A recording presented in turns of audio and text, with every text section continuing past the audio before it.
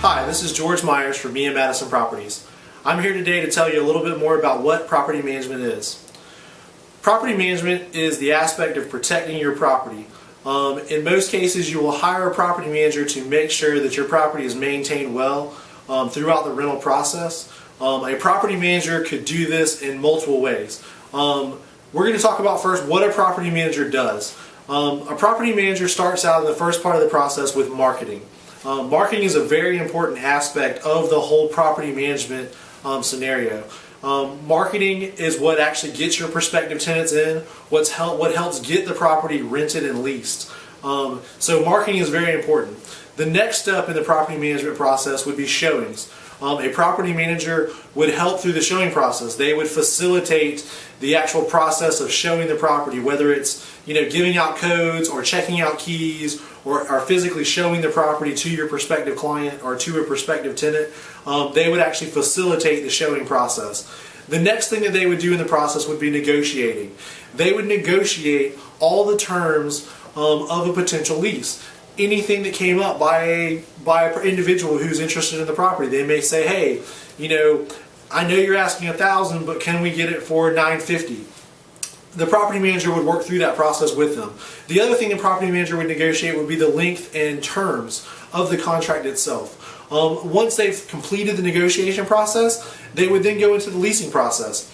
The property manager would draft a lease, put the lease together. They would make sure that both the tenant and the landlord understand the lease and what everybody's entering into, and then they would facilitate the process of actually executing the lease and getting everything finalized. Once that's all said and done, they would maintain the property, and they would make sure that they do periodic checks on the property, that any maintenance issues that come up by the tenant or by the landlord would be taken care of. This can be done through yearly inspections, quarterly inspections. This can also be done through maintenance staff. Maintenance staff may go out to do a general repair that's reported by the landlord or by the tenant, and they see other items that need to be done to protect the property and maintain the property.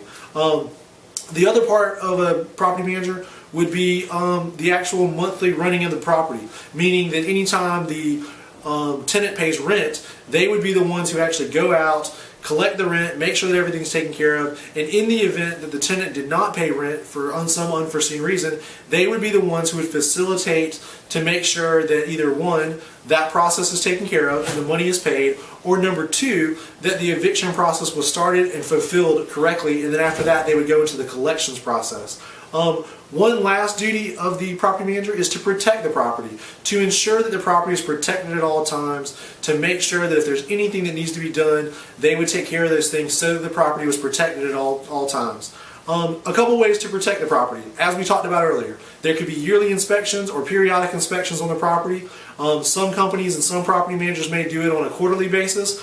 Others may do it on a yearly basis, and they may do interior inspections and exterior inspections either at the same time or at separate times throughout the year. Another way that they can do this to protect the property would be using their maintenance staff or repair staff or contractors who go into the property.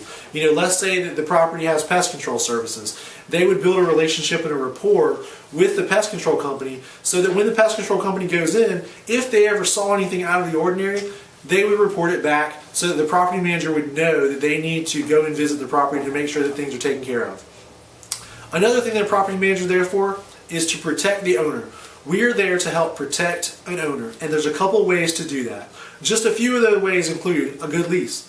A good lease is very, very important. A good lease will protect both the property manager, the property management firm. It will also protect the landlord, and it will also protect the actual tenant that's in the property. So making sure that a good lease is in place is very important to all parties that are involved. The next thing would be good screening.